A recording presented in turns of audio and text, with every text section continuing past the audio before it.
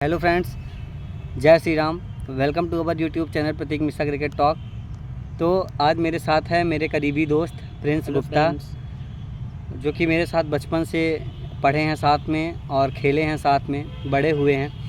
तो आज हम दोनों मिलकर क्रिकेट के बारे में एनालिसिस करेंगे। जो मैच चल रहा है पाकिस्तान और बांग्लादेश के बीच में, काफ़ी रोमांचक मोड़ पे पहुंच गया है ये मैच, क्योंकि एक समय ऐसा लगा था कि बांग्लादेश की टीम ताश के पत्तों की तरह बिखर जाएगी, क्योंकि 26 रनों पर उनके 6 विकेट गिर गए थे।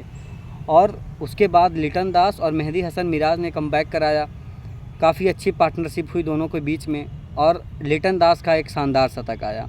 तो प्रिंस, आपने लिटन दास की बल्लेबाजी को कैसे देखा? वो एक शतक मारते हैं, मेहदी हसन मिराज के साथ पार्टनरशिप बनाते हैं, 26 रन पे 6 विकेट गिरने के बावजूद वो कैसे प्रेशर को हैंडल किया उन्होंने?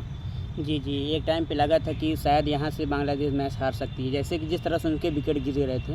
लेकिन हाँ, उन्होंने धैर्य के साथ बल्लेबाजी की, मेहदी हसन मिराज के साथ अच्छी पार्टनरशिप की और अपनी टीम को उस दबाव से, उस प्रेशर से बाहर निकाला। और आज उनकी टीम अच्छे मजबूत लक्ष्य के साथ खड़ी है, जहाँ से वो पाकिस्तान को एक चुनौती दे सकते हैं और शायद जीतने के कगार पे भी पहुँच सकते हैं। हाँ, उन्होंने शानदार बल्लेबाजी की, उनका श्रेय जाता है इस टीम को अच्छे से।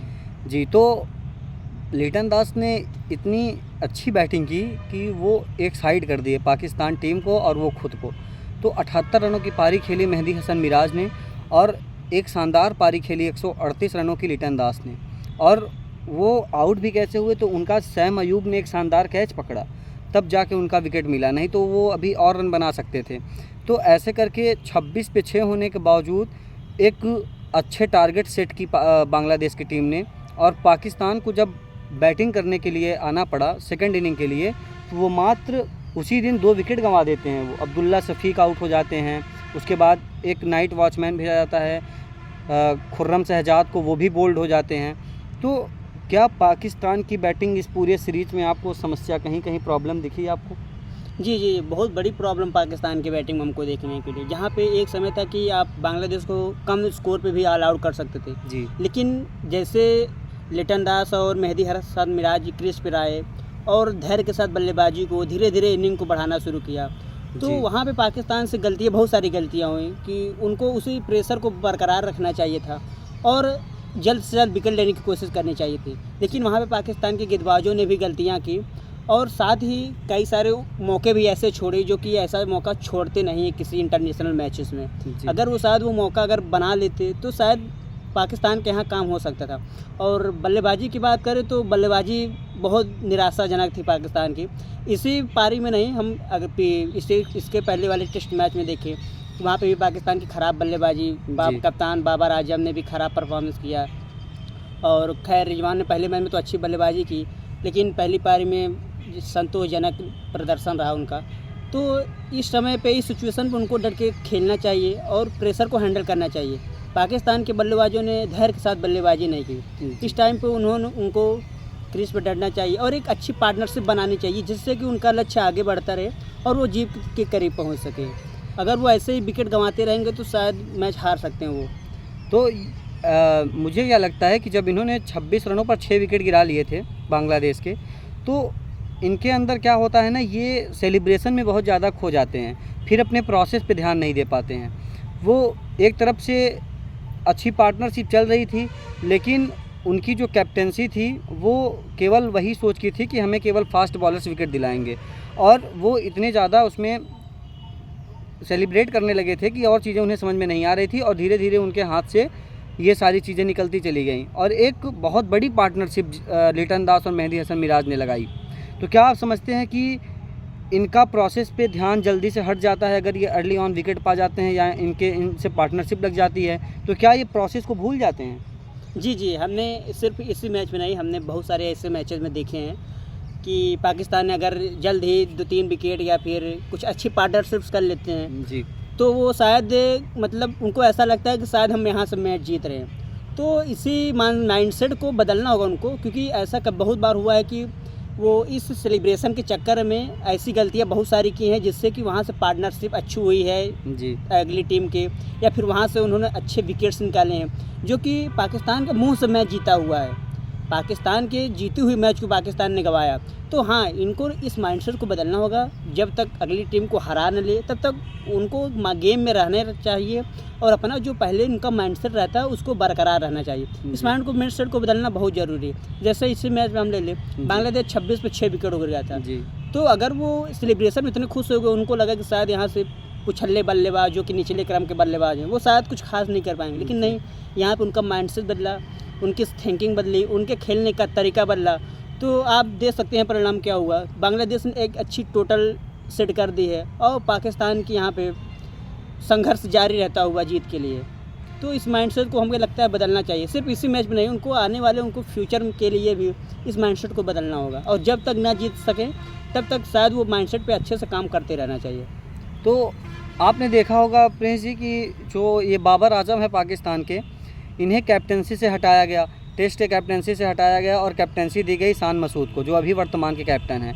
तो क्या चेंजेस आप देख रहे थे? बाबर आजम का ये एक फेल्योर टाइम चल रहा है, वो रन नहीं बना पा रहे हैं ना, अभी तक उनके 16 टेस्ट इनिंग में एक भी अर्धशतक नहीं आया है। तो क्या ये बाबर आजम क्यों रन नहीं बना पा रहे हैं और पाकिस्तान के पूरे बल्लेबाजी कोलैप्स करने का कारण क्या आप बाबर आजम को मानते हैं?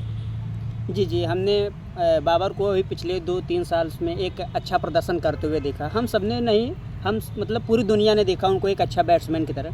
लेकिन पिछले 2-3 साल से 2.5 साल से उनके जो प्रदर्शन है काफ़ी निराशाजनक रहा है। बहुत सारे मतलब उनको बोला जाता है कि छोटी टीमों के खिलाफ सिर्फ रन बनाते हैं। तो इसका मेन कारण ये है कि शायद उनका ध्यान भटक रहा है, उनको बर्डन ज़्यादा है, टीम का सारी बर्डन उन्हीं के ऊपर है। और सबसे बड़ी चीज़ कि अगर किसी को कहते नहीं, अगर किसी को ज़्यादा सर पर चढ़ा दिया जाए तो शायद वो कोलैप्स होने लगता है। तो उनके साथ भी शायद यही है, क्योंकि जब वो अच्छे उनको जो उनका प्राइम टाइम था तो उनको सपोर्ट करने की जगह लोग विराट कोहली और भारत के तमाम क्रिकेटर से उनको कंपेयर किया जाता था। तो ऐसा नहीं होना चाहिए। अगर कोई क्रिकेटर अगर अच्छा खेल रहा है तो वो अपना एक अलग क्रिकेटर है, उसको किसी से तुलना नहीं करना चाहिए। अगर आप किसी को अगर ऐसे तुलना करेंगे कम समय के लिए, अगर आप इसको इतनी ज़्यादा पोजीशन पे ला देंगे तो कहीं ना कहीं उसके प्रदर्शन में प्रभाव पड़ता है। तो यही चीज़ बाबर आजम के साथ भी है कि इतने पिछले 2-2.5 साल से रन नहीं बना पा रहे। उसका बहुत बड़ा फेलियर है उनकी कैप्टनसी। ना तो वो कैप्टनसी में इम्प्रूव कर पा रहे, ना तो बैटिंग में इम्प्रूव कर पा रहे। शायद मुझे लगता है कि उनको कैप्टनसी से रिटायर कर देना चाहिए और उनको सिर्फ बल्लेबाजी में अपनी फोकस करना चाहिए। हाँ, तो वो टेस्ट में रिटायर हो चुके हैं, वनडे की भी बात चल रही है, T20 से भी बात चल रही है कि उनको कप्तानी से हटा दिया जाए। तो ये सारी चीज़ें हैं बाबर आजम के साथ। बाबर आजम, मुझे क्या लगता है कि बाबर आजम को जब पाकिस्तानियों ने किंग बोलना शुरू कर दिया, उन्हें एक ब्रांड के रूप में सामने लेकर आना चाहें, उनकी तुलना विराट कोहली से करने लगे, ताकि जब उनकी तुलना कंपैरिजन विराट कोहली से होने लगी तो मुझे वहाँ लगता है कि वो अपना जो मनोबल होता है उसे वो ऊंचा उठा दिए और अपना जो कंसंट्रेशन मैच पर था उसको खो बैठे हैं। ये वो अब उनको ये लग रहा है कि मेरी तुलना विराट कोहली से हो रही है तो मैं एक बहुत ही महान बल्लेबाज बन चुका हूँ। लेकिन बाबर आजम से टीम को चाहिए अच्छे रन। अभी आपने देखा कि बांग्लादेश की टीम ने इतनी शानदार गेंदबाजी की कि बाबर आजम को कहीं भी रन नहीं बनाने दिए। आप पहली इनिंग में देख लीजिए और दूसरी इनिंग में, अभी फर्स्ट सेशन ख़त्म हुआ और 6 विकेट गिर गए हैं पाकिस्तान के, बांग्लादेशी गेंदबाजों ने चटका दिए हैं। केवल एक होप बची है अब उनसे, सलमान अली आगा और मोहम्मद रिजवान, जो कि क्रीज पे खेल रहे हैं। वो कुछ करते हैं तो पाकिस्तान यहाँ से कुछ कर सकती है, वरना ये मैच ऑलमोस्ट पाकिस्तान गंवा चुकी है। तो ये सारी चीज़ें आप देखते हैं। फिर बातें होती है कि इनको फैब 4 में शामिल करना चाहिए, फैब 5 बोल देना चाहिए। अब मतलब बाबर आजम को भी शामिल करके फैब 5 बना देना चाहिए। क्या बाबर आजम उस कद के खिलाड़ी बन चुके हैं कि अब फैब 5 बना देना चाहिए? जी नहीं, ऐसे कोई मेरा मानना नहीं है। अगर कोई खिलाड़ी इंडिविजुअल अपना खुद का प्रदर्शन कर रहा है तो उसको प्रदर्शन करते रहना चाहिए लंबे समय तक। और उसको मीडिया से भी मेरा यही कहना है कि उसको जब तक वो काफ़ी लंबे समय तक अच्छा प्रदर्शन ना करे, अपनी टीम को साथ ना ले चले, अपने टीम को जीत तक ना पहुंचा सके, तो ऐसे खिलाड़ी को फैब 5 में शामिल करना मेरे हिसाब से गलत होगा। यही तो कमी है ना प्रिंसिपल पाकिस्तानियों की, कि 1-2 पारी आती है अच्छी और वो कंपैरिजन करने लग जाते हैं। यही तो सबसे बड़ी गलती है पाकिस्तानियों की ना। यही तो कारण है ना कि आज तक उनके मुल्क में कभी कोई अच्छा बैट्समैन नहीं हो पाया। यही कारण है। जैसे हमने 1-2 प्लेयर ऐसे देखे हैं, शाहिद अफरीदी और इमामुल हक, और एक दो प्लेयर और ऐसे हैं कि जो पहले अच्छा प्रदर्शन करते थे अपने टाइम पे, लेकिन कम समय में उनको क्या किया कि दूसरे खिलाड़ी से वो जोड़ा जाने लगा, कंपेयर करने जाने लगा। तो इससे क्या होता है कि बल्लेबाज का माइंडसेट बदलता है। बल्लेबाज का माइंडसेट उसको प्रदर्शन करने रहते रहना चाहिए लंबे समय, तभी उसको 5 में जमा मिलेगी। ऐसे नहीं कि अगर एक दो प्रदर्शन कर लिए उनको जगह मिल गई। और जैसे जो रूट्स हैं, स्मिथ हैं, विराट कोहली हैं, महानतम बल्लेबाज हैं, तो इन्होंने इसीलिए ये इस सूची के लायक हैं, इसीलिए उनको रखा गया। उन्होंने अपने टीम के लिए जीत तक पहुंचाया है, डटकर सामना किया है, विरोधी गेंदबाजों को हवाइयाँ उड़ाई हैं, इसलिए उनको उस सूची में शामिल किया जाता है। लेकिन बाबर आजम मुझे नहीं लगता इस सूची में शामिल होने के लायक हैं। इनको अभी यहाँ तक पहुँचने के लिए बहुत मेहनत करनी पड़ेगी। और उनकी जो कंपेरिजन है विराट कोहली और स्मिथ और जो रूट्स के, तो अभी वो बहुत पीछे हैं। इनसे कंपेयर करना बेकार है शायद। आप उनकी फ़िटनेस जाके चेक करिए, उनका पेट निकल गया है। एक डिसिप्लिन्ड बल्लेबाज ही सर्वश्रेष्ठ बल्लेबाज बनता है। जी आप सही कह रहे हैं। उनके अंदर कोई भी डिसिप्लिन नज़र नहीं आती है, वो चीज़ों को सीरियस नहीं ले रहे हैं। उनका पेट देखिए बाहर आ गया है, कोई फिटनेस नहीं है उनकी, और ठीक से ना तो उनके पैर चल रहे हैं। अब जो वो शॉट खेलते भी थे उस पर भी वो आउट हो रहे हैं। तो ये सारी चीज़ें हैं उनके कोलैप्स का। तो जब एक बड़े प्लेयर से टीम एक्सपेक्ट करती है कि वो अच्छा स्कोर करके देगा, क्रंच सिचुएशन में मैच को अपने टीम को लेकर आगे जाएगा, लाइन क्रॉस कराएगा, तो मुझे बाबर आजम में क्या कमी आई कि ये कोई भी ऐसा बड़ा मैच में ये खड़े होकर के टीम को मैच कभी नहीं जिताए हैं। मैं जितनी भी बाबर आजम की इनिंग देखा हूँ, और जब बाबर आजम से खुद पूछा जाता है कि आपकी सबसे सर्वश्रेष्ठ पारी कौन सी है, तो वो केवल एक पारी अपनी बताते हैं, वो है न्यूजीलैंड के वर्ल्ड कप में जो शतक मारे थे उन्होंने 2019 में। उस पारी को छोड़ करके उसके बाद इनकी कोई भी ऐसी पारी नहीं है जो टीम को जीत दिलाए। तो क्या समझते हैं आप इससे कि बाबर आजम अब किस राह पे चल रहे हैं? क्या अब वो यहाँ से कमबैक कर पाएंगे कि या इनका जो ये बैड फेस है ये चलता ही रहेगा? और या फिर अगर इनको कमबैक करना है तो इनको डिसिप्लिन्ड होना पड़ेगा, अच्छे से वेल ट्रेंड होना पड़ेगा और सारी चीज़ों पे काम करना पड़ेगा। क्या कहते हैं? जैसा कि हम सबको पता है कि डिसिप्लिन हमारे लाइफ में बहुत ज़रूरी होती है, चाहे वो खेल हो, चाहे वो स्टूडेंट की लाइफ में डिसिप्लिन है। बहुत सारी चीज़ों में डिसिप्लिन बहुत अहम रोल निभाती है।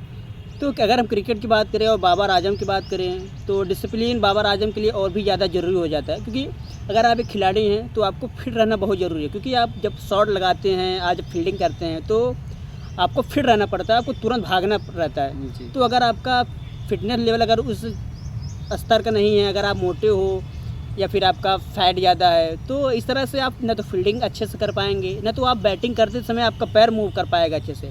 तो कहीं ना कहीं पाकिस्तान के बाबर आजम की जो फेलियर का मेन एक कारण ये भी है उनका फिटनेस।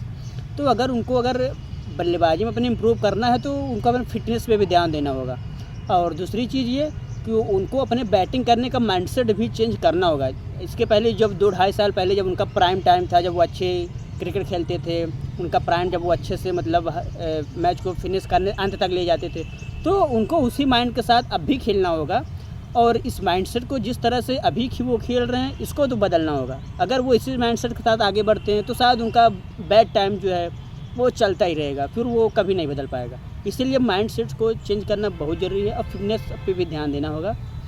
और इनके जो फॉर्मर क्रिकेटर हैं जो पहले खेल चुके हैं वो टीवी पे आते हैं, जो नहीं खेले हैं वो भी टीवी पे आते हैं, सोशल मीडिया पे आते हैं और अपनी बातें कहकर चले जाते हैं। बस बता देते हैं कि बाबर आजम किंग है, बाबर आजम किंग है और बाबर आजम बस किंग ही हैं। तो मैं तो उन्हें मानता हूं कि वो बनाए गए हुए किंग हैं, वो भी पाकिस्तान के। खाली पाकिस्तान उन्हें किंग बुलाती है, बाकी पूरी दुनिया जानती है कि किंग कौन है। उसके बाद आप देखेंगे तो बाबर आजम जब हमारे इंडिया के खिलाफ जो वर्ल्ड कप था, T20 वर्ल्ड कप, जब उसमें इंडिया 118 रन बनाई और 119 रन चाहिए थे, उसमें भी आप देखे थे कि कैसे बाबर आजम कोलैप्स कर गए, अच्छी पारी नहीं खेल पाए। तो जितने भी बड़े मैच हैं आप उठा के देखेंगे तो इनके कोलैप्स जो हैं वो बहुत ज़्यादा हैं, ये कभी भी मैच फिनिश करके नहीं जाते हैं। तो अगर इनको मैच में अच्छी पारियां खेलनी होगी तो इनको फिटनेस पे ध्यान देना पड़ेगा। फिटनेस का बहुत ज़्यादा रोल होता है एक बैट्समैन के लाइफ में। या तो आप रोहित शर्मा हो, आप नेचुरल टैलेंटेड हो, आप जहाँ से मन चाहे वहाँ से छक्का मार दे, तो ये रोहित शर्मा भी तो नहीं है। और ये जब T20 खेलते हैं तो ऐसा लगता है वनडे खेल रहे हैं, वनडे खेलते हैं तो लगता है टेस्ट खेल रहे हैं, और टेस्ट तो खेल ही नहीं पाते हैं ये। तो ये सारी चीज़ें थी। तो आप क्या कहेंगे इस बारे में? जी, मेरा कहना तो साफ है। पहले मैं सबसे पहले पाकिस्तान के जो फॉर्मल क्रिकेटर हैं, मैं उन सभी को बोलना चाहूँगा कि वो कहते नहीं कि आंग ना जाने आंगन टेढ़ा। तो उन्होंने मतलब क्रिकेट को पूरा मजाक बना दिया पूरे वर्ल्ड लेवल पे। मतलब उनको यहाँ तक क्रिकेट की कोई ऐसा मतलब बहुत सारे रूल्स नहीं पता हैं। कभी जो मन में आता है वो बोल देते हैं, कभी अंपायर को गलत बोल देते हैं, कभी बोलते हैं कि इंडिया ने बॉल में चिप लगा के जी बॉलिंग जी की। जी। तो बहुत सारे ऐसे घटिया बयान आते रहते पाकिस्तान क्रिकेटर की उसके ओर लिए से। शमी ने जवाब भी दिया ना कि जी, जब जी। पाकिस्तान जाएंगे तो बॉल लेके जाएंगे वही और बॉल। उनके सामने जो है वो फाड़ के दिखाएंगे कि देखिए भाई चिप कहाँ है, ढूंढिए। जी, जी। तो पाकिस्तान आज से नहीं, लंबे समय से ही मतलब ज़्यादा बोलने के लिए जाना जाता है, फालतू और ज़्यादा बोलने के लिए। तो लेकिन अगर मैं यही बोलना चाहूँगा, जितना वो बोलने में और जितना लोगों को घसीटने में लगाते हैं, तो शायद अगर वो अपने टीम के क्रिकेट टीम को अगर इम्प्रूव करने में लगाएं, तो मेरा मानना है कि पाकिस्तान एक अच्छी क्रिकेट भी टीम बन सकती है वर्ल्ड में। वरना फिर अगर ऐसे ही आलोचना करते रह जाएंगे, दूसरे टीम के खिलाफ अपशगुन बातें बोलेंगे, इधर उधर की बातें करेंगे, सपोर्ट नहीं करेंगे अपने टीम खिलाड़ी को, तो शायद ऐसा ही चलता रहेगा। फिर शायद जिम्बाब्वे से भी आप हारते नजर आएंगे कुछ टाइम बाद। वो तो सर वो हारे हैं, वो वर्ल्ड कप में जिम्बाब्वे से हारे हैं, फिर यूएसए ने इन्हें हराया। मतलब जितनी भी छोटी टीम है सब इन्हें हरा चुकी हैं। तो अब आप किस तरह बांग्लादेश की तैयारियों को देखते हैं? बांग्लादेश वहाँ आई, उनके देश में काफ़ी प्रॉब्लम चल रही थी, फिर वहाँ से वो आए, यहाँ पे नेट्स में प्रैक्टिस की, फिर पहला टेस्ट मैच जीता ही नहीं बल्कि एक दावेदारी पेश की अपनी कि हम यहाँ पे इतिहास रचने आए हैं, केवल टेस्ट मैच खेलने नहीं आए हैं। फिर आपने दूसरे मैच में देखा कि कैसे पाकिस्तान को समेट करके, एक समय ऐसा लगा था कि बांग्लादेश मैच में बहुत पीछे रह जाएगी, 26 रनों पर 6 विकेट गिर गए थे, वहाँ से साझेदारी हुई, फिर वो गेम में आए और आज फिर फर्स्ट सेशन तक उन्होंने पाकिस्तान के 6 विकेट आउट कर दिए हैं। तो आप बांग्लादेश की तैयारी को कैसे देखते हैं? जी, आप तैयारी तो देख ही रहे हैं, जैसा कि आपने अभी स्कोर कार्ड बताया शुरू में, और दुनिया भी देख रही है स्कोर कार्ड का क्या नज़ारा है। तो तैयारी तो सीधी सीधी दिख रही है, कौन ज़्यादा बेटर है। अब अगर हम कागज़ पे बात करें तो कागज़ पे और पिच पे तो दोनों साइड, कागज़ पे तो हमको पाकिस्तान अच्छी बेटर टीम लग रही थी क्योंकि जी उसके घर में मैच था, जी। फेवरेट टीम थी जी और कई सारे अच्छे रिकॉर्ड्स भी हैं बांग्लादेश के खिलाफ उसको। तो पेपर पे और प्रैक्टिकली तो पाकिस्तान दिख रही थी, लेकिन मैच को देखते हुए तो बांग्लादेश ने उसे बदल दिया। अब इस टाइम पे ऐसा लग रहा है कहीं बांग्लादेश उनको क्लीन स्वीप ना करती नज़र आए टेस्ट क्रिकेट में, और शायद पहला मैच तो बांग्लादेश जीत ही गई है। मुझे लगता है कहीं सेकंड टेस्ट मैच भी ना जीत पाए। क्या आपको लगता है कि बांग्लादेश सीरीज अपने नाम कर लेगी? जी जी, हमको लगता है कर लेगी, क्योंकि जिस तरह से उनके टेम्परामेंट दिख रहे हैं, जिस तरह से उनकी बॉलिंग दिख रही है, जिस तरह से उनका माइंडसेट दिख रहा है, जिस तरह से बल्लेबाजों का धैर्य और पेशेंस दिख रहा है, उनके बल्लेबाजी का वो जो शॉट है वो दिख रहा है, और एक अग्रेसिव लिटन दास का एक अग्रेसिव बल्लेबाजी दिख रही है, तो मुझे लगता है कि हाँ, बांग्लादेश टेस्ट सीरीज जीत जाएगी। तो मुझे भी लग रहा है दोस्तों, अगर आपको भी लग रहा है तो कमेंट में बताएं। वीडियो अच्छी लगे तो लाइक कीजिए, सब्सक्राइब कीजिए, शेयर कीजिए। थैंक यू दोस्तों। धन्यवाद।